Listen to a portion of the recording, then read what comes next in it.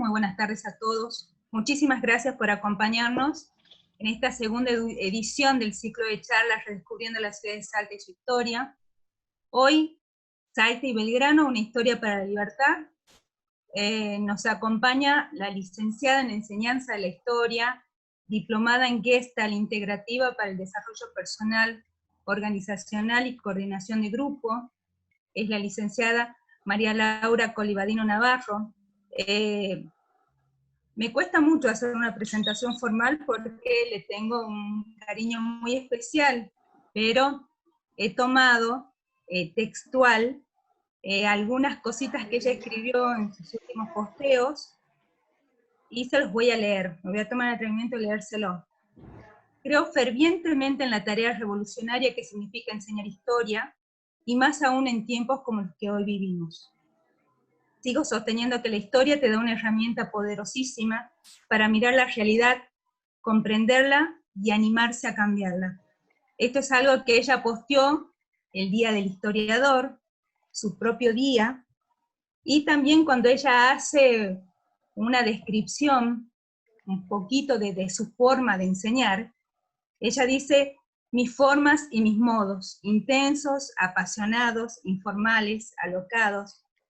Los que han sido sus alumnos, los que somos sus colegas, sabemos que esto de alguna manera la describe, podemos decir casi en su totalidad, pero sobre todo lo que tenemos que destacar de María Laura es su pasión por la enseñanza y el estar constantemente pensando en el otro, que entienda, que sepa, que buceemos en esta historia argentina, en la historia latinoamericana, que es tan rica y muchas veces no la llegamos a entender, y de la mano de profes como la profe Coli, aprendemos perfectamente el porqué y entendemos por qué estamos en este lugar y hasta dónde podemos llegar. Yo no les voy a quitar más tiempo. Hoy es un orgullo presentar a la licenciada María Colibadino Navarro, y los dejo con ella. Todos los que las conocemos sabemos su forma de enseñar, así que vamos a estar un poquito más descontracturado que una charla normal. La gente que quiera preguntar puede ir escribiendo o simplemente levantar la mano y podemos habilitar el micrófono para que tengamos un feedback y sea más rica de lo que puede llegar a ser esta charla con la profe Coli. Para todos los que la conocemos le decimos la profe Coli a la licenciada Colibadino Navarro. Así que todo tuyo, María Laura. Bueno, buenas tardes, gracias por la presentación, Rosa. Primero que nada, agradecer al ente la invitación. Fue gestándose esta charla que hoy estamos concretando durante varios días, de intercambio, de pareceres, qué íbamos a hacer, qué íbamos a proponer, hasta, bueno, finalmente plasmarlo en ese flyer que estuvo circulando y haberle puesto el nombre que le pusimos. También fue una acción conjunta el nombre de la charla. Así que ahí estamos aquí todos para compartir esto tan hermoso que es Belgrano. No pretendo que esto sea una conferencia magistral, pretendo compartir con ustedes algunas ideas acerca de Belgrano, compartir mi pasión por Belgrano y la historia argentina en general, y bueno, que podamos intercambiar, ustedes también me puedan comentar cosas que saben y que por ahí yo no sé, o cosas que les parecen.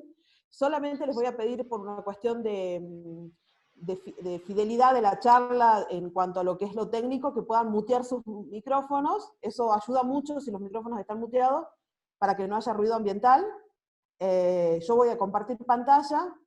Hice un PowerPoint con el único objetivo de dejar una presentación que nos ordene, básicamente. No es el objetivo, como les digo, hacer una charla magistral o una conferencia magistral sobre Belgrano. Así que vamos a ir por ahí. Yo probablemente vaya y venga a la pantalla, o sea que comparte y deje de compartir. Y bueno, fundamentalmente estar atenta a lo que ustedes quieran también compartirme a mí, y espero que sea de su agrado. Pueden también escribir las preguntas, como decía Rosa, en el chat, porque por ahí yo puedo ver en el chat también las preguntas, o directamente levantar la mano, desmutearse y comentar lo que quieran comentar. Yo ahora voy a pasar a compartir pantalla.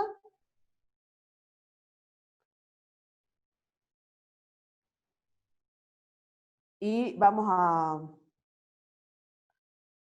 comenzar con esta propuesta. Les vuelvo a repetir, no es la intención que sea una charla o una conferencia magistral, sino más bien un intercambio, un encuentro para pensarlo y para compartir Belgrano, que, bueno, como les digo, particularmente para mí es una pasión hablar de Belgrano y de la historia argentina en general. Bueno, ahí se está compartiendo, ¿ustedes ven?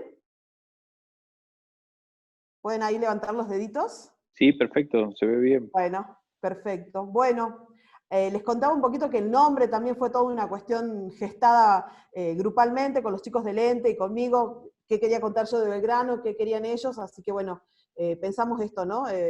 Esta historia, esta pasión entre Belgrano y Salta por la independencia, por la lucha de la libertad americana, así que esa fue la idea.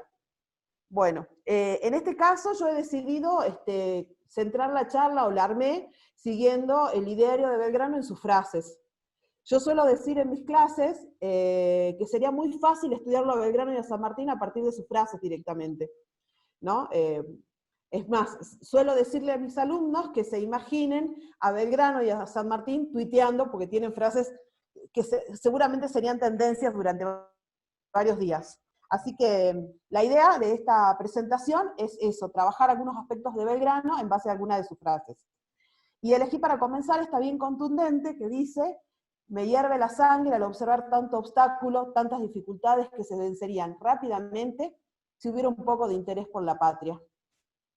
El contexto en el que Belgrano actúa, y que nosotros un poco a veces queda reducida en nuestra mirada de Belgrano a algunos acontecimientos como la batalla de Salta, o la batalla de Tucumán, o el éxodo jujeño, o la creación de la bandera, es un contexto bastante complejo que tiene que ver con un proceso político que se inicia a partir de mayo de 1810. Y en ese proceso político, pronto se van a empezar a advertir mezquindades de algunos sectores, específicamente de la burguesía comercial portuaria de Buenos Aires, que empiezan un poco a retasear, ¿no? El curso de la revolución, pretendiendo siempre responder a sus intereses económicos. Y ahí Belgrano, y de hecho también lo va a hacer San Martín, lo va a hacer Artigas, comienzan esta lucha que tiene que ver con poder sostener la guerra de independencia y además hacerle frente a un enemigo interno que es la burguesía comercial de Buenos Aires, que no ve en la revolución más que la posibilidad de seguir enriqueciéndose o de sostener determinadas prácticas que le permitan enriquecerse. Y Belgrano lo dice claramente, ¿no? Me hierve la sangre al observar tanto obstáculo. Y él dice obstáculo cuando se refiere básicamente a esto, ¿no? A una élite que gobierna solamente mirando su ombligo desde Buenos Aires, desconociendo lo que pasa en el interior donde se sostiene la guerra de independencia, ¿no? Entonces, me parece que ahí, en esa primera frase, nosotros ya tenemos contextualizado y entendemos que la lucha de la independencia ha sido una lucha muy difícil, no solo por lo que implicaba pelear contra el ejército español, sino básicamente por lo que implicaba también tener que responder a un enemigo interno que era la mezquindad de la burguesía de Buenos Aires, que no veía más allá de su ombligo, que no veía más allá de su frente y solamente pretendía sostener prácticas que le permitan enriquecerse, desconociendo lo actuado en la guerra de independencia, muchas veces traicionándolo, ¿no? Se me ocurre pensar en un Belgrano que cuando escribe esto piensa, por ejemplo, entre otras cosas, en la traición de Alvear que pide el coloniaje británico, ¿no? Que pide en medio de la guerra de independencia, en medio del proceso político de independencia, manda una carta secreta a la corona británica, al canciller británico en Río de Janeiro, para ser colonia británica. O sea, no sé si ustedes comprenden la magnitud de lo que yo estoy diciendo. En medio de una guerra de independencia, donde las actuales provincias del norte, Salta, Jujuy y Tucumán, ponen al servicio de la guerra todo su tesoro, todos sus recursos, sus hombres, su ganado, hay un político, que es Alvear, Carlos María de Alvear, que traiciona eso pidiendo ser colonia británica. Para que ustedes entiendan, cuando Belgrano dice me hierve la sangre de observar tanto obstáculo y tantas dificultades, que se vencerían rápidamente si hubiera un poco de interés por la patria, ¿no? Un poco, si yo pudiera traducirlo, la sensación de Belgrano, junto a la de San Martín o a la de Güemes, era la de una soledad bastante profunda, ¿no? Donde lo que ellos pretendían y por lo que luchaban muchas veces era desconocido por los gobiernos de turno, especialmente los gobiernos que gobernaban desde Buenos Aires, dándole la espalda al interior. Y acá tengo otra frase de Belgrano que me parece interesante, que es el camino seguro de la libertad, es la lucha a la libertad social, por la libertad social.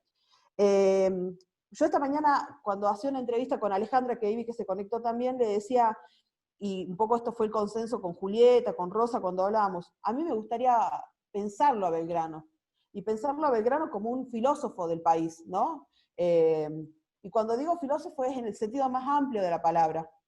Belgrano era un abogado, se había formado en las universidades españolas, era un intelectual pensando el país. Y la vorágine de la guerra, la vorágine de la situación, lo convierte en un general, pero no era un militar, él era un filósofo, un abogado pensando el país. Y fíjense que habla de la libertad social, porque va a ser una de sus grandes preocupaciones, las desigualdades sociales, ¿no? ¿Qué pasa con aquellos grupos que están vulnerados en ese momento, que son los aborígenes, que son muchos mestizos, ¿no? Y esa va a ser un poco la preocupación de Belgrano, que en un punto la va a compartir en algún momento con Mariano Moreno, que tristemente muere muy pronto.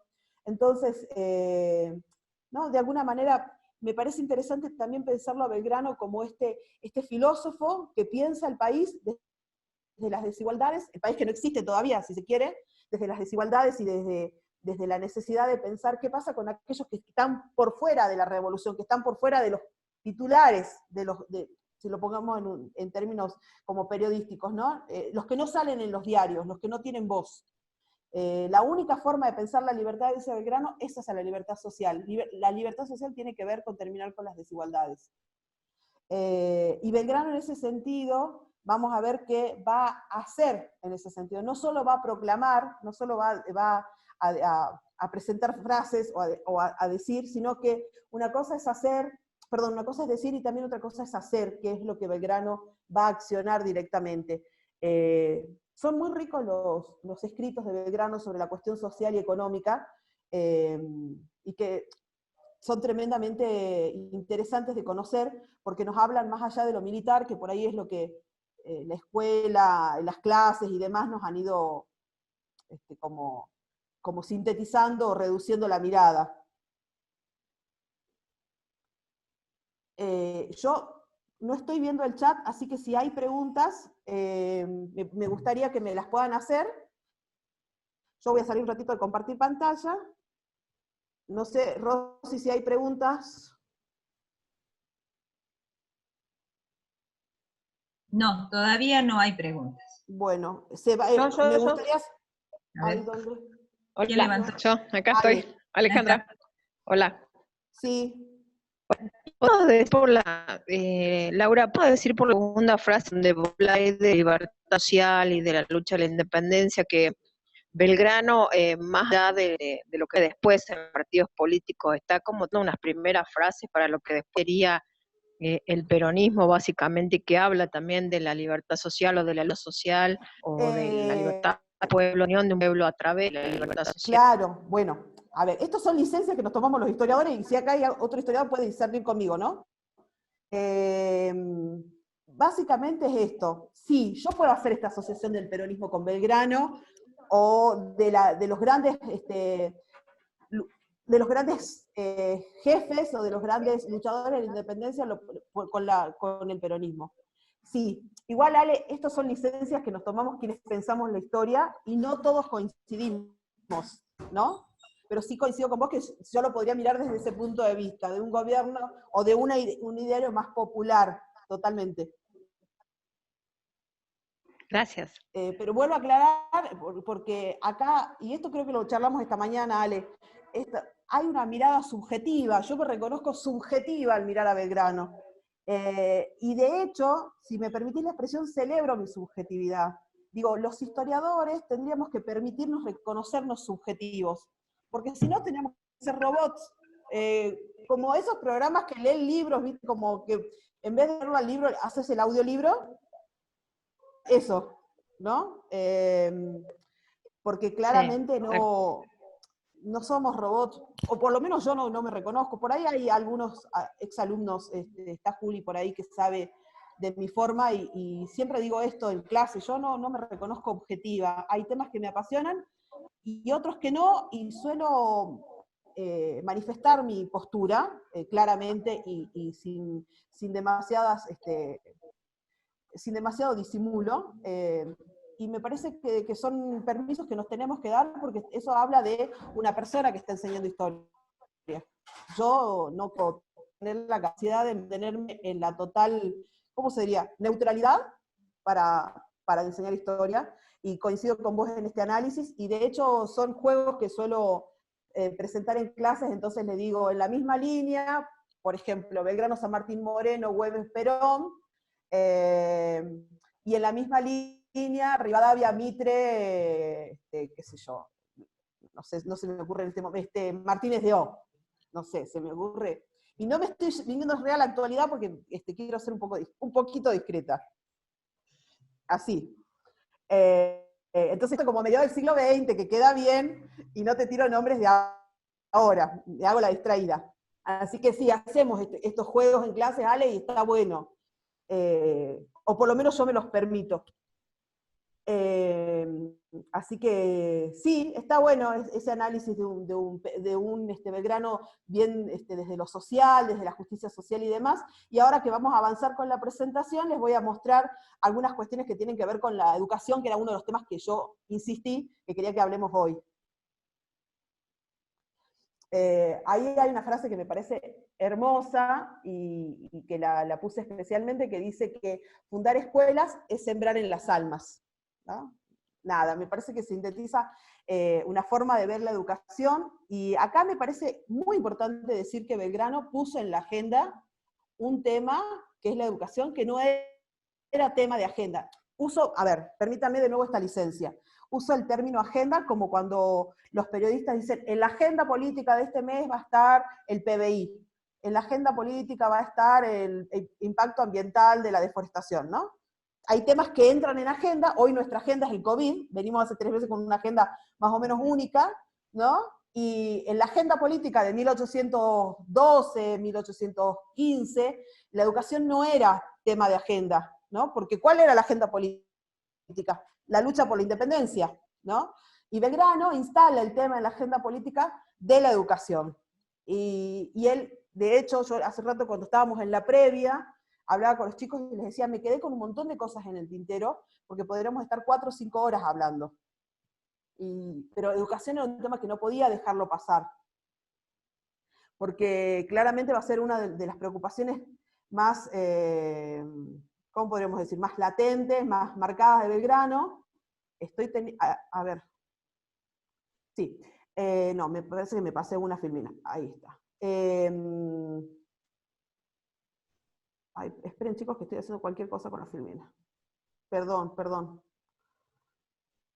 Estaba ensayado, les prometo. Acá está. Les prometo que lo ensayé, pero bueno, todo puede fallar. Bueno, contarles un poquito de dónde viene esta cuestión de la educación y de ponerlo en agenda. Belgrano, cuando se hace cargo del Ejército del Norte y triunfa en Salta y Tucumán, las famosas batallas de Salta y Tucumán, que les hemos recordado hace unos años en su bicentenario, ¿no? En 1812 el bicentenario de la batalla de Tucumán, y en 1813 el bicentenario de la batalla de Salta. Luego de esos triunfos, a Belgrano se lo condecora con un premio de dinero, que yo acá les voy a pedir disculpas, pero yo soy muy mala para los números, así que no voy a decir un número porque probablemente diga una barbaridad. Pero le entregan una suma de dinero, de premio. Le prometen, en realidad, permítame la expresión.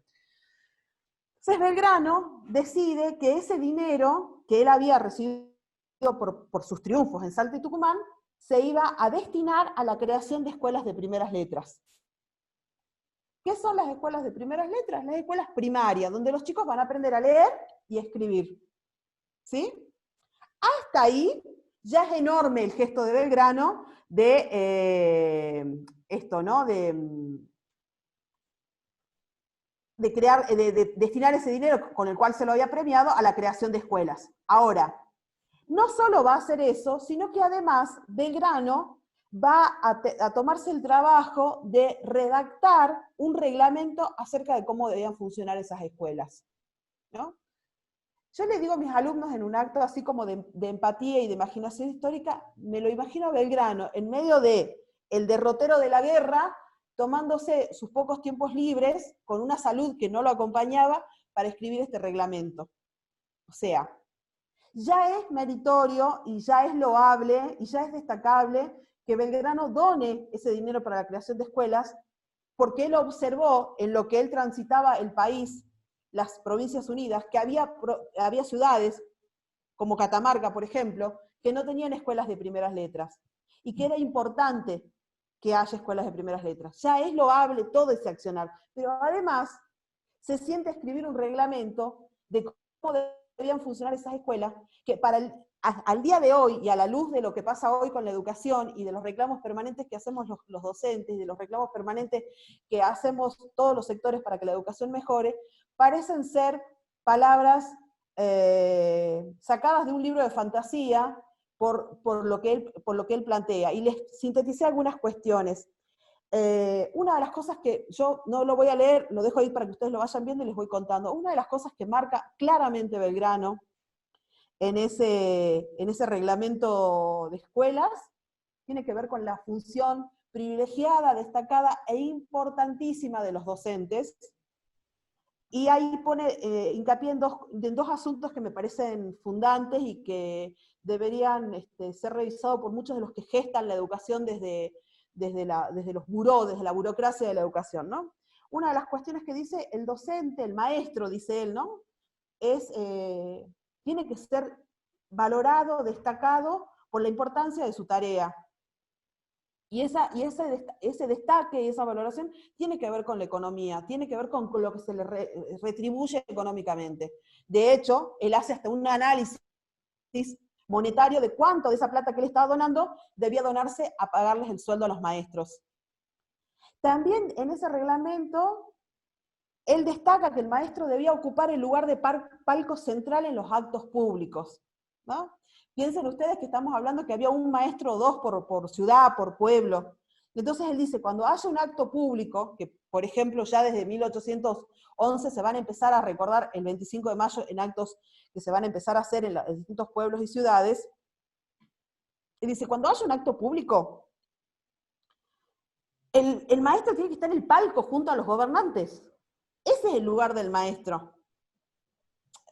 Hoy nosotros lo vemos como raro, no podemos pensar que todos los maestros de todas las escuelas van a estar en el palco, ¿no? Pero piensen ustedes que lo voy a poner en estos términos bien sencillos, pone al maestro a la altura del gobernador y del cura, que son los que generalmente eran la autoridad visible de la ciudad y son los que generalmente estaban en ese palco, ¿no? En ese lugar privilegiado de los actos.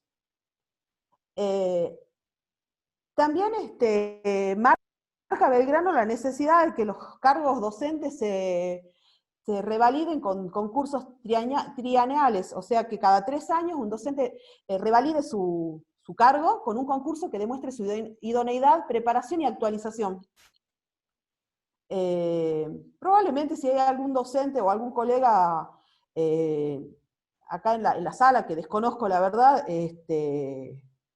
pueda caerle un poco chocante a mis palabras, pero me parecería genial que eso suceda, ¿no? Nuestro sistema hoy establece que con determinadas condiciones un docente, sobre todo los docentes de primaria, titularizan el cargo, y la práctica recurrente, y esto lo digo con conocimiento de causa, no me lo contó nadie, es una vez que el docente titulariza, no vuelve a hacer un curso ni de Ikebana, chicos. Perdónenme la expresión, yo hablo así, y los que me conocen ya saben, y los que no me están conociendo ahora, pero de verdad que no hacen curso ni flores de papel maché. Y se titularizan y se jubilan en ese curso, en ese título, no sé cómo se dice, en ese cargo sería la palabra, sin actualizarse y demás, ¿no? Y acá Belgrano decía, es fundamental que cada 3 años un docente se actualice y muestre su actualización mediante un concurso. Dejo de compartir pantalla porque me parece que hay alguna pregunta o comentario. Francisco Luis Espinosa dice, opino igual que vos en esto, totalmente. Bueno. Verónica Velardo, es necesario que el docente se actualice. Sí. Y Francisco vuelve a decir, debemos siempre actualizar. Ahí está, gracias, gracias. ¿No? Me parece, por eso yo les cuento así como una anécdota que me pasó con esto de las escuelas de Belgrano. En algún momento imprimí este reglamento y lo puse en un libro de temas. Entonces puse un mensaje en una institución donde yo trabajaba y los invitaba a los colegas a leerlo. ¿no? Y para mi desagrado y para mi tristeza, la mayoría no lo leyó, y porque era largo o por lo que fuere, y a mí para los guías, dice Luis, que también se tienen que actualizar. Ahí Bueno, está, no yo solo hablo docentes. desde mi gremio, Luis, porque no soy guía, pero me parece que es relevante eso, ¿no? La idoneidad, respetar esto de... A mí me pasó ver, por ejemplo, en Iruya, que en un nuevo estaba junto al intendente, la directora y dos docentes en el parque oficial. Lo tengo fijado, ¿no? Y todo el pueblo. Ahora, la capacitación no solamente debería ser para los docentes, sino también para todos los guías y en especial para la gente que va a vender circuitos o vendedores, agencieros y los mismos traductores. A veces hace falta que estén capacitados normalmente, porque muchas veces los traductores traducen no exactamente lo que el guía está diciendo, sino cualquier otra cosa, en especial en la parte histórica. No estoy en contra del traductor, estoy a favor del turismo en general y de tu capacitación, que la veo bastante importante. Gracias. Gracias. Ahí están escribiendo Federico, Diana y Verónica, manifestando su opinión contraria a lo que yo dije de esto de que se puede asociar a un pensamiento social de Perón y Belgrano, y es respetable, yo lo dije desde un principio, esa es mi postura, y es un juego que yo me permito subjetivamente de análisis, y gracias Fede, Diana y alguien más era. Y Vero que manifiesta su parecer, al cual respeto. Yo claramente lo dije desde un principio, son posturas personales, no estoy intentando acá bajar línea, ni mucho menos. Respondí a la consulta de la Ale y bueno, compartí mi parecer. Martín dice, venid que de gracia se os da el néctar agradable y el licor divino de la sabiduría. Bueno, no sé exactamente si la frase es de Belgrano, yo no me la acuerdo. Martín, si querés abrirte cámara y micrófono y contarnos. ¿Dónde está Martín? Acá está. Bueno. ¿Me escuchan? Hola. Ahí está. Sí, sí. Hola a todos. Soy Martín Guía, de Turismo, en Salta, Tucumán y Jujuy. Y esta frase la declara Belgrano sobre el escudo a las escuelas creadas con los 40.000 pesos que le son destinados por la Asamblea del año 13. Ah, mira, no recordaba. El escudo de madera del año 1813 que se destina en Jujuy se encuentra en Casa de Gobierno, y sobre ese escudo se mantiene este lema que va a detallar Belgrano como el néctar agradable de la sabiduría a todos aquellos que de la enseñanza se cultivan. Ahí está, bueno, gracias por tu aporte. Yo la verdad es que no me la acordaba. Y a Jujuy no voy hace un montón de tiempo, así que tampoco. Gracias, Martín. No, bueno, les comparto un poquito más de pantalla y seguimos. Si hay comentarios, los vamos revisando. Bueno, entonces les decía, básicamente acá la importancia y el rol trascendental de los docentes. También me parece amoroso el pensamiento en relación a los niños, donde hay dos cuestiones que él marca como muy necesarias, que es que los chicos vayan vestidos de forma austera, no, digamos, derrochando, ni mucho menos, y que él dice, bueno, es como que se mantenga cierta igualdad, ¿no? Que eso en un punto se traduce muchos años después en el uso del guardapolvo, que recién se instaura en el gobierno de Irigoyen en las primeras décadas del siglo XX, pero ahí ya Belgrano lo dejaba de manifiesto, que las vestimentas de los chicos no sean motivo de marcar las desigualdades. También habla, ¿no?, de los alumnos destacados, de los alumnos más estudiosos, que él dice, bueno, hay que destacarlos, hay que premiarlos, hay que ponerlos en un lugar privilegiado en el aula. Y otra cosa que también me parece súper trascendental y adelantado, que era Belgrano, que habla sobre cómo era el tema de los castigos hacia los chicos que fueran problemáticos o que generaran algún problema, y dice que si bien debía castigárselos, se debía imponer este castigo con discreción y justicia, evitando que los chicos, los niños, los jóvenes sean estigmatizados por su mala conducta, ¿no?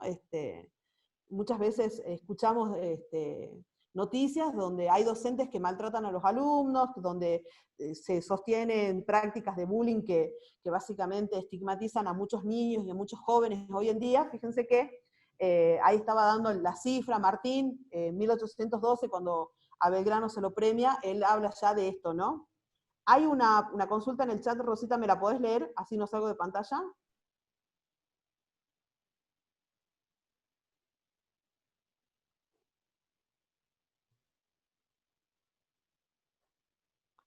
A ver, ahí me fui yo de pantalla y ahí, a ver, bueno, María Eugenia dice, coincido totalmente, las maestras primarias se quedan en el tiempo con datos importantes. Fabio dice, buenas tardes, si queremos responder a demandas de la actualidad de la docencia y la historia en especial, debemos estar siempre actualizándonos, oficial o extraoficialmente. Bien, tenemos que ver que los guías somos en gran porcentaje docentes. Bueno, no sé si lo dice como desde la función o que muchos guías hacen la doble tarea, no lo sé, pero ¿dónde está Luis César? Acá está. Es que los guías estamos haciendo docencia mientras Ahí les está. explicamos a la gente, porque mucha gente que viene, ya sea extranjeros o nacionales, no tienen idea de la historia del norte argentino, en especial Salta, Jujuy, Tucumán. Algunos piensan que únicamente la historia de la Argentina, en este caso, se trata en Buenos Aires y se maneja en Buenos Aires. No saben nada de Güemes, no saben de la actuación de Belgrano en la zona norte, en el Ejército del Norte, la diferencia de la actuación, la jura de la bandera a la orilla del, mejor dicho, no era una jura, era la presentación de una bandera a la orilla del río Juramento, antiguamente Pasaje. Esas cosas, y nosotros tenemos que hacer docencia mientras vamos guiando. Claro, claro, claro. Bueno, gracias, Luis. Coincido con vos que gran parte es una tarea de docencia, la de los guías y también de los informantes y demás, que bueno, diferentes funciones que existen, ¿no? Así que bueno, me gustaba compartirles la síntesis del reglamento porque me parecía súper importante para mostrarnos el pensamiento de Belgrano en educación. Espero que ya me fui de nuevo con una filmina.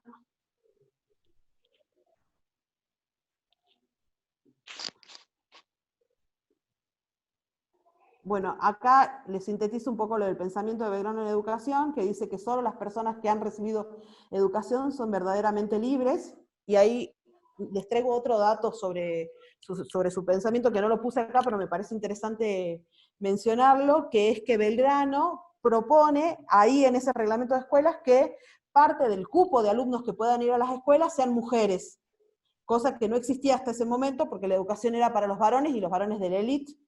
Belgrano habla de la importancia de que las mujeres vayan a la escuela, porque son las mujeres las primeras que comienzan a formar al futuro ciudadano, porque son las mujeres las que crían a los chicos en las casas, dice Belgrano. Entonces es muy importante que las mujeres también estén formadas, ¿no? No lo puse acá en las filminas, pero es un dato también interesante sobre la educación y la propuesta de Belgrano. Yo creo, Rosy, ¿hay alguna pregunta en el chat? No. ¿No? No, bueno. solamente Federico, que bueno, que dice puede seguir hablando de Belgrano. Gracias. Bueno. Así que bueno, ahí. Con respecto a esto que también todos sabemos, porque todos hicimos algún acto o participamos de alguna tarea alusiva en la escuela, que es la creación de la bandera, me parece solamente interesante hacer esta distinción, ¿no? Belgrano, cuando crea la bandera, lo hace en un acto de rebeldía, de hecho es sancionado por el triunvirato que rechaza esta insignia creada por Belgrano, incluso lo va a, digamos, a intimar a dejar de usarla y demás, y me parece interesante este dato, ¿no? Que probablemente algunos conocen y otros no sé, pero el Día de la Bandera, que se celebra el día de la muerte de Belgrano, hay un error histórico ahí, porque la bandera fue creada el 27 de febrero, entonces el Día de la Bandera debía recordarse el 27 de febrero. No así el 20 de junio, que es el Día de la Muerte de Belgrano. Y bueno, y sobre todo esto, ¿no? Destacar en este accionar de Belgrano, que yo pongo ahí como un acto de valentía y rebeldía, que tiene que ver justamente con esta idea tan clara que él tenía de independencia, con esta idea tan clara de patria que tenía Belgrano, y que lo lleva justamente a tomar una acción que fue considerada como un acto rebelde, como una desobediencia al triunvirato, intentando crear esta insignia distintiva, ¿no? Entonces me parece que eso es un dato que está bueno saberlo. Recién hablaba del río Juramento y demás, que me parece importante eso, ¿no? De entender la importancia de la creación de la bandera en un contexto político también, no solo del hecho cuasi romántico del celeste y blanco. Bueno, no sé, Rosy, creo que hay preguntas o no? No. ¿No? Bueno. No, hasta Bien, ahora nada. gracias. Dale, yo porque por ahí me aparece el cosito naranja y digo, capaz que hay preguntas. Sí. Bueno, acá yo les sinteticé el accionar militar de Belgrano en algunos lugares o algunas batallas, no porque pretenda hacer una historia bélica, sino porque me permitiría ordenar algunas ideas. Belgrano ya va a empezar a actuar políticamente en el Río de la Plata desde las invasiones inglesas. De hecho, cuando se producen las invasiones inglesas y los ingleses dominan Buenos Aires, Belgrano se va a retirar de Buenos Aires porque no quiere, digamos, jurar fidelidad al rey británico, al rey inglés, y se va a Uruguay. Entonces, cuando ya se producen los movimientos revolucionarios en mayo de 1810, Belgrano ya está de vuelta en Buenos Aires y, de hecho, va a participar activamente de todo el proceso que se desarrolla en Buenos Aires. Ni bien se produce la Revolución de Mayo, esta que hemos estudiado muchas veces, el gobierno de la Revolución va a mandar 2 expediciones militares principales a llevar la noticia de la Revolución y a intentar expandirla, y una de esas expediciones va a ser la que le van a encomendar a Belgrano, sin ser militar, que va a ir al Paraguay. Lo que hoy nosotros conocemos como el Paraguay era una de las provincias del Virreinato del Río de la Plata.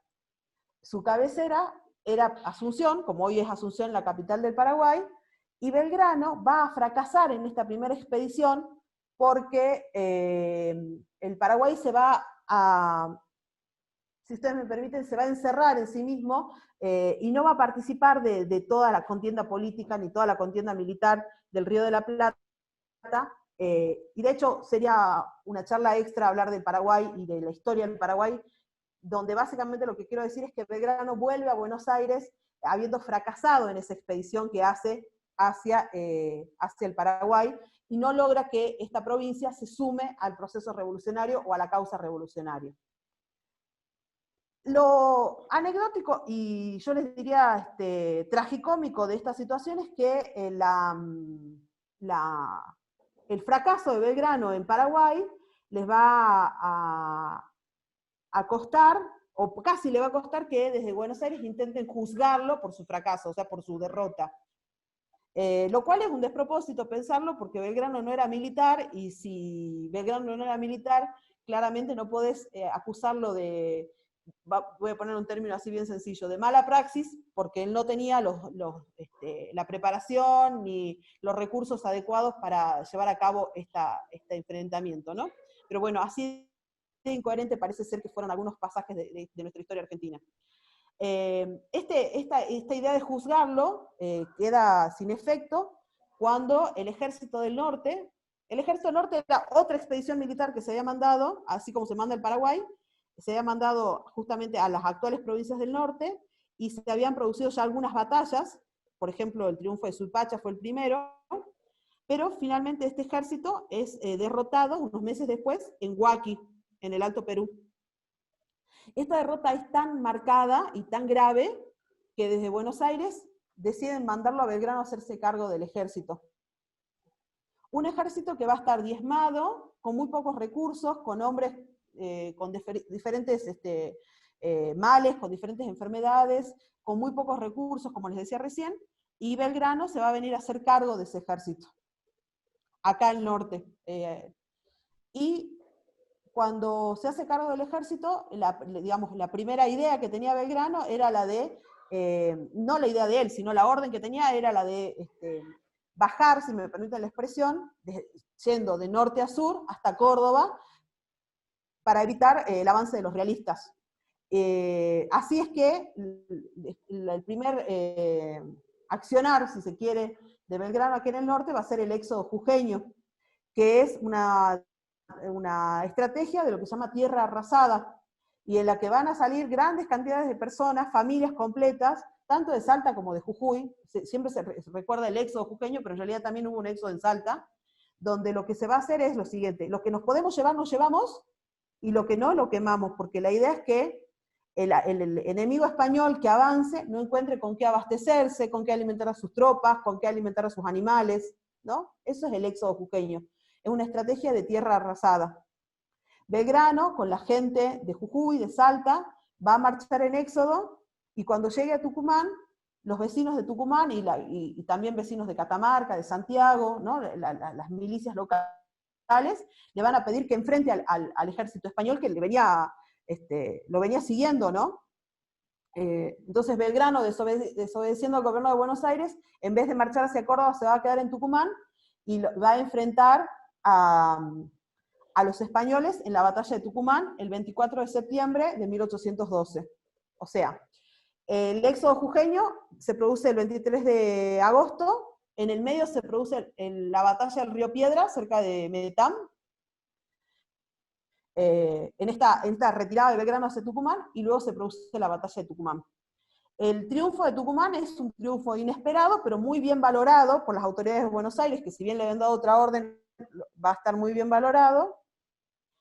Y los españoles se van a refugiar en Salta, ¿no? Pío Tristán se va a refugiar en Salta, y Belgrano va a rearmar el ejército, lo va a poner digamos, lo va a alistar, y va a seguirlo a los españoles, y los va a enfrentar en Salta. Y allí va a haber un nuevo triunfo de Belgrano y de las tropas patriotas, que en este caso va a ser determinante la ayuda de los vaqueanos salteños, que le permiten a Belgrano trazar una estrategia alterando el camino tradicional que se hubiera esperado que Belgrano haga, y le dan una sorpresa a los españoles que estaban en Salta, y se enfrentan una mañana de verano muy lluviosa, en lo que sería el Campo de la Cruz actualmente. O sea, la batalla va a venir de norte a sur en la ciudad, desde la zona norte para el centro, si ustedes me permiten la expresión, y bueno, Belgrano finalmente va a triunfar también en Salta. Estos son los grandes triunfos por los cuales, como decía hace un rato Martín, se le entregan 40.000 pesos fuertes como premio, y que él dona para la creación de escuelas de primeras letras. Bueno, luego de este triunfo en Vilcapugio y Ayohuma, perdón, en Salta y Tucumán, Belgrano, primero ahí hay un error, si se quiere, de Belgrano, algunos lo acusan, va a ser muy mal visto, que él dice no hay vencedores ni vencidos, entonces le perdona a Pío Tristán y a sus tropas y los deja que se vayan. Estos se van al Alto Perú y ahí se rearman. Belgrano recibe noticias de que se estaban rearmando, y de hecho mucha gente lo critica por esto, y él avanza hacia el Alto Perú y los enfrenta nuevamente en Vilcapugio y Ayohuma, donde finalmente es vencido, ¿no? Lamentablemente es vencido, y desde el gobierno de Buenos Aires inmediatamente se lo castiga por esta situación, y se envía a San Martín a hacerse cargo del ejército del norte, sacándolo, digamos, a Belgrano. Ahí dejo de compartir pantalla.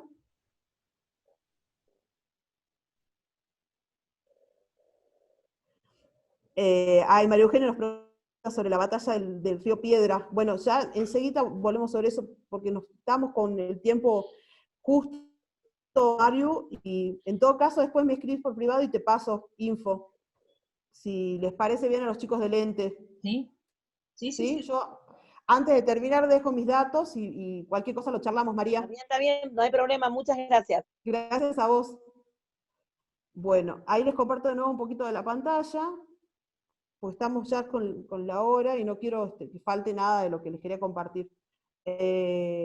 Bueno, después de Vilcapugio y Ayohuma, Belgrano es relevado de su cargo y se encuentran con San Martín en la posta de Yatasto, aquí cerquita de Metán, y Belgrano le entrega el mando a San Martín. Hay una frase de Belgrano, que ahora no me la voy a acordar bien de memoria, pero que básicamente manifiesta su emoción del hecho de que pronto se va a encontrar con San Martín porque lo admira, porque lo reconoce, y que le está por entregar el mando, reconociendo que él ha sido vencido.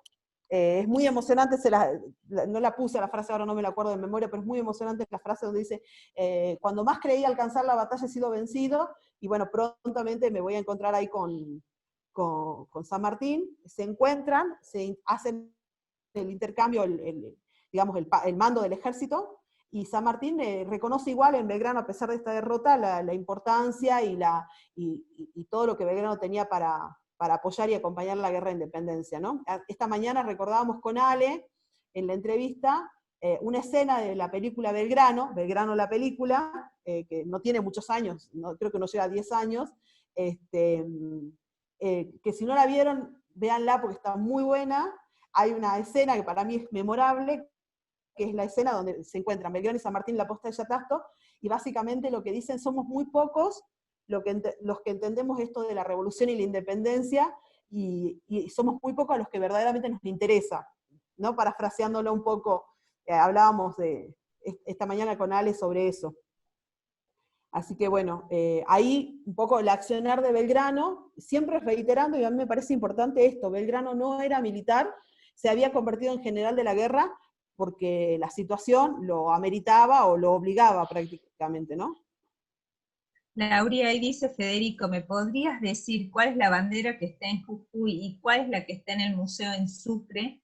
¿Cuál es la bandera de Macha? Ahí, espera que salgo de la pantalla. ¿Me podrías decir? La que está en Jujuy es la primera que se jura.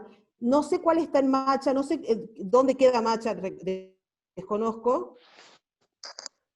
Belgrano toma, bueno, ahí después lo leo.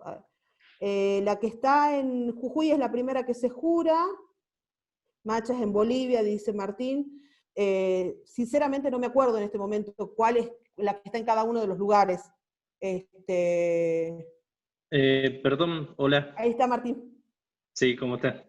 El perdón de Belgrano hacia Pío Tristán después de la batalla de Salta tiene que ver con, ellos comparten parte de la formación en Derecho en la universidad en España, En Salamanca. y tiene que ver con esa relación puntualmente. Ese afecto es lo que lo lleva justamente a otorgar ese perdón a él, a su tropa, brinda la integración de los hombres al ejército del norte. Esto es lo que va a caer de lleno un poco en contra hacia la posición que toma la Asamblea del año 13, y es que queda cuestionado el Belgrano y no va a obtener mayor fuerza para lo que es la batalla de Vilcapugio de Ayohuma. Claro, no tiene recursos, está cuestionado, ¿no?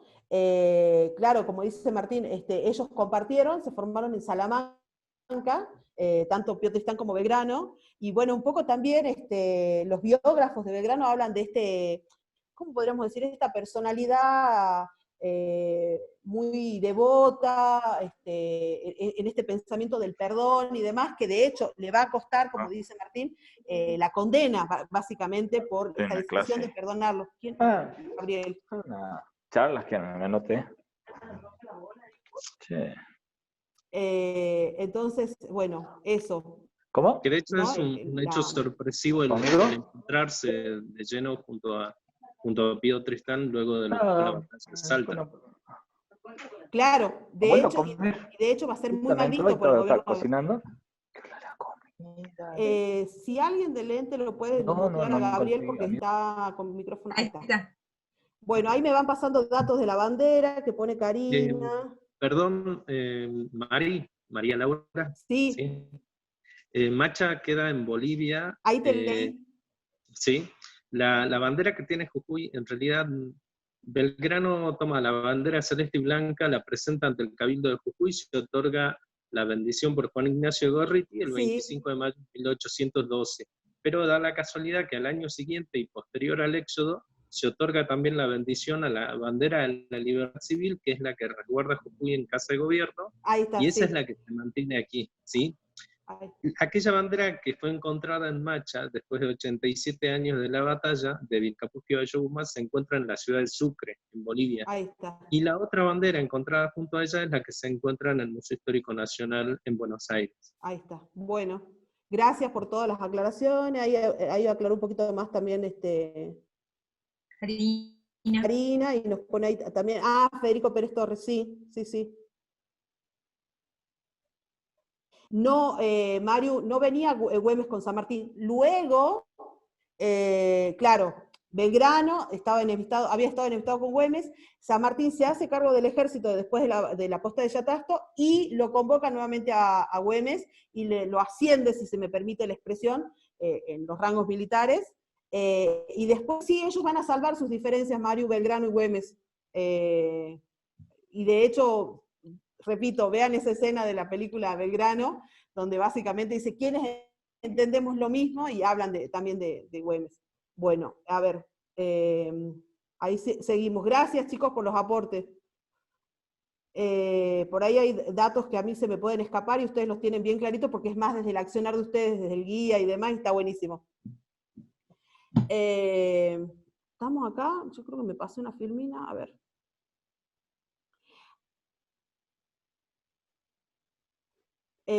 Sobre sus ideas políticas, siempre hablaba de la unión de las provincias, y en este caso sostuvo que era justo coronar un rey inca para el gobierno de las Provincias Unidas. Básicamente lo que él planteaba era que en realidad era más la gente o la población que descendía de los aborígenes, de los pobladores originarios, que los propios españoles, si contábamos los mestizos y demás. Entonces, cuando él participa del Congreso de Tucumán en 1816, va a proponer que se corone un rey inca para el gobierno de las Provincias Unidas.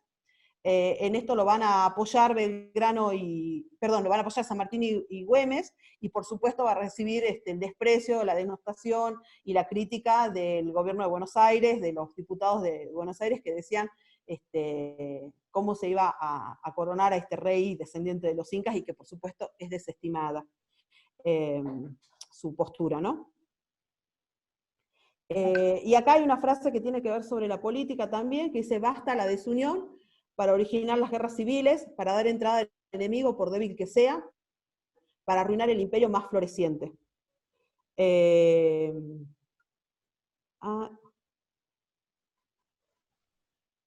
A ver qué dice, y ahí lo apoya también Feliciano Campero del Tojo. Claro, ahí sí, bien, van aumentando datos sobre todo lo que es la estrategia militar. Perdón, que quería una frase, me parece importante. Yo empecé con una frase que hablaba de este hastío de Belgrano frente a los problemas internos y demás, y bueno, y acá fíjense de nuevo esto, ¿no? Belgrano manifestando que si se produce la desunión y hay una guerra interna, una guerra intestina, eso nos va a hacer fácilmente vulnerables al dominio extranjero, al dominio de otras potencias, y esa va a ser un poco la constante de estos 10 años revolucionarios desde 1810 a 1820.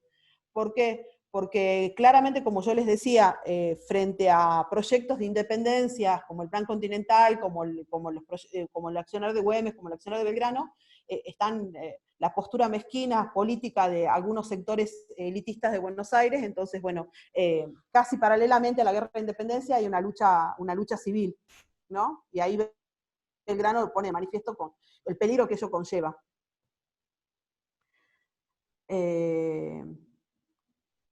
Bueno, acá hay una frase que también un poco sintetiza esta idea de Belgrano y esta sensación frente a lo que no se estaba concretando y a los problemas internos que un poco entorpecían el proyecto de la independencia, que es, yo espero que los buenos ciudadanos de esta tierra trabajarán para remediar sus desgracias, ¿no? Fíjense que en la primera década revolucionaria, ya en la mirada de Belgrano, un actor del momento, cuando digo un actor es alguien que está accionando, alguien que está haciendo, claramente ya ve cómo los problemas internos, las complicaciones internas, las mezquindades de algunos sectores están llevando a esta patria a un problema más profundo y bueno, claramente a un proceso que, si bien va a tener una declaración de independencia, va a demorar muchos años, más de 40 años después, la organización y la constitución de la República, ¿no? Y ahí ya Belgrano lo decía, esta es una de sus últimas frases, si no me equivoco es la última frase pública que se conoce de Belgrano.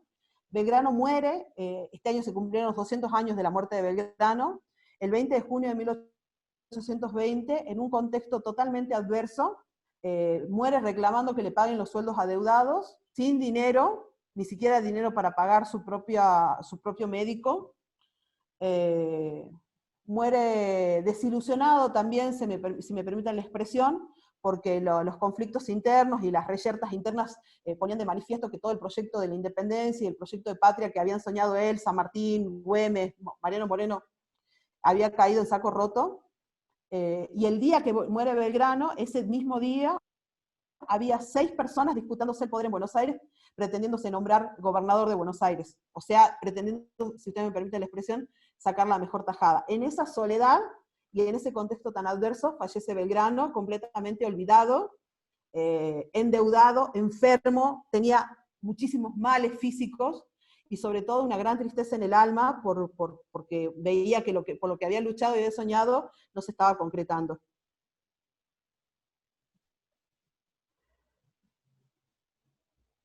Ahí, bien. Bueno, Martín, no sé si vos estás ofreciendo que tenés info de la batalla o querés que te pasemos. Que te manden, dale, ya anoto los correos antes de que cerremos la charla. Gracias. Bueno, sí. Bueno, esto es un poco, estamos justo en esto es un poco lo que yo les quería compartir, porque también revalorizar la historia de Salta es desde el conocimiento, desde esto que hemos hablado al principio sobre la necesidad de actualizarnos, de leer, de investigar. Entonces, me parecía interesante no caer en el lugar recurrente de hablar solo de la batalla de Salta, sino de hablar de un Belgrano más en contexto, de un Belgrano más desde sus ideales, y por supuesto los aportes de ustedes han sido tremendamente valiosos. Por ahí hay detalles que yo omito o olvido, ¿no? desde mi postura personal sobre Belgrano, y por ahí ustedes tenían bien clarito esto de las banderas, que por ahí yo no lo recordaba tan claro como ustedes me lo han manifestado, y les agradezco. Esta es una presentación que tiene que ver con lo que yo quería contarles de Belgrano, que claramente les había dicho a las chicas, no vamos a caer en el lugar común de hablar de la batalla de Salta, yo quiero hablar de Belgrano pensando el país, de Belgrano proyectando la educación y la política desde otro lugar, y también desde un Belgrano crítico del proceso, crítico, y yo les diría en un punto enojado, ¿no? Con ese proceso que parecía tan injusto, con lo que se soñaba, con lo que se proyectaba, ese proceso político que parecía darle la espalda al proyecto emancipador y de la independencia. Así que bueno, esa ha sido mi presentación, mi aporte. Vuelvo a repetir, la idea es compartir. Yo no considero que sepa mucho más que ustedes, seguramente sí, se sabe que Belgrano pernoctó varias veces en la ciudad de Salta. Yo me acuerdo puntualmente de la noche previa a la batalla, que se quedan en la casona de Castañares, que dice que era muy difícil por la lluvia que había, por el lodo, ¿no?, permanente que había para transitar y demás. En Yatasto, la ciudad, preguntan, la ciudad de Salta. Yo me acuerdo de la casona. ¿Quién era el que preguntaba? Luis. No recuerdo otros lugares puntuales, Luis, así de pernote de Belgrano, me acuerdo de la casona. Un dato, hola. Sí, Martín. Sí, un dato que por ahí no es menor, y es el hecho de encontrar las sociedades divididas, tanto para Belgrano como para Güemes, para aquel entonces, que tiene que ver justamente con qué era lo que buscaban, qué tenían como ideales, luchar por la tierra y defenderla. Existía un alto número de la élite que se oponía y otro que apoyaba como toda causa libertadora. Sí. lamentablemente, como les decía recién, es como que paralelamente a la lucha de independencia, desde el vamos, desde 1810, hubo una lucha política interna que claramente debilitó la lucha de independencia y que claramente, de alguna manera, podemos decir, esa lucha de independencia podría haber sido mucho más próspera y mucho más fructífera si no hubiera habido tantos problemas internos, que es lo que dice Belgrano, ¿no? Me hierve la sangre de ver tanta mezquindad y demás. Y sí, como dice Martín, de hecho el enfrentamiento de la Patria Nueva y la Patria Vieja en Salta va a ser lo que nos lleve a la muerte de Güemes, y que ese es otro tema para hablar en otro momento, pero que este paralelismo entre una lucha de independencia y una lucha interna, de alguna manera también marca el derrotero de la causa revolucionaria, el derrotero de la historia. Así que bueno, por mi parte eso. Yo antes de que cerremos la sala voy a anotar los correos para después mandarle la info que yo tengo, compartirles. Que Ya te lo tenemos, yo ya te lo estuve copiando, así que... Ah, listo. Ahí, los chicos son muy prolijos los chicos. Así que bueno, eso es mi aporte. Vuelvo a repetir, no pretendo que mi aporte sea la única versión, ni que sea una verdad revelada. Es lo que yo puedo compartir y entiendo la historia desde ese lugar. Así que agradecerles a los que estuvieron presentes, a los que me contaron datos que yo no me acordaba o que no tenía. Todos estamos aquí para aprender. Y más ustedes que tienen como ese dato fino que a veces a mí se me puede escapar, como del lugar, la casa y cosas que yo no me acuerdo. Y que bueno, que tantos años trabajando con chicos que estudian turismo, profes que trabajan en turismo y demás, siempre voy aprendiendo algo nuevo. Así que súper agradecida por la oportunidad y por la presencia de todos ustedes aquí. Muchas gracias a vos, Lauri, por tu tiempo, por tu saber, por la forma de transmitir, de contarnos la historia. Acá y Cristian te dice: muchas gracias, profe, muy entretenida la charla. La información nos sirve para proyectar circuitos en la ciudad. La próxima que trate de Güemes. Así que desde ya te estamos comprometiendo, Mari, para que nos cuentes de Güemes. Nosotros conocemos de nuestros héroes, de nuestros libertadores, conocemos lo que nos enseñan en la escuela, las batallas, pero es muy lindo saber la parte humana, la parte social, su pensamiento que era de libertad, pero libertad que era a través de los tiempos, y que iba a dejar mucho más que una simple batalla, sino que tiene que ver con la historia y con la formación del ser argentino, si se quiere, y por supuesto de la construcción de la identidad por sobre todo. Sí, desde que ya... es la única forma, perdón, digo esto, la única forma de que entiendo de que aprendamos historia es de eso, poder pensarlo más allá de las discrepancias, como recién los chicos decían, no estoy de acuerdo con la comparación, otros pueden estar de acuerdo, otros pueden parecer la mitad que sí, la mitad que no, pero bueno, yo entiendo que es la forma de aprender historia de otra manera, y sobre todo saliéndose como de los corsets, como del héroe de bronce, ¿no? Viéndolo desde las frases de Belgrano, me parece que lo humanizan y también muestran su enojo, su hastío, su desilusión, y que también es parte del proceso, porque si no lo ponemos como, creó la bandera. No queda en una simple fecha, en las figuritas que me estoy delatando con la edad, en las figuritas que nos hacían pegar para el día del héroe, y sabemos que son personas de carne y hueso, que no quedaron solamente en el escrito. Solamente algo muy formal, pero les pedimos a todos que completen la encuesta. Por favor, no se olviden de completar la encuesta. Necesitamos sus datos, necesitamos su evaluación, su aporte en cuanto a lo que es la charla, y sus datos fundamentalmente para que podamos nosotros después confeccionar sus diplomas. Nuevamente agradecerte, Laura, por tu tiempo, por tu aporte, por tu enseñanza, por estar. Muchísimas gracias a todos los que nos están acompañando. A través de la tecnología nos permite tener una sala grande, inmensa, pero también implica tiempo. Así que muy agradecidos por habernos dado su tiempo, por acompañarnos. Seguimos con el ciclo de charlas. Esto está recién empezando, así que los vamos a seguir invitando para que estén todos acompañándonos y cada vez la sala sea más grande y podamos construir un poquito cercano al pensamiento de nuestros libertadores, pero ir construyendo una patria grande y empezando por la ciudad, empezar a vivirla y sentirla de otra manera y quizás acercándonos un poquito a la visión que tenían nuestros héroes, nuestros grandes héroes y ejemplos a seguir. Muchísimas gracias, Laura, muchísimas gracias a todos los que están. Agradezco sus palabras, son hermosos todos. Gracias, y sobre todo a los que discrepan conmigo, muchas gracias por esto de discrepar, que me parece que también es valioso y enriquecedor, porque a veces yo también discrepo conmigo misma de un año para el otro, así que está bueno, está bueno.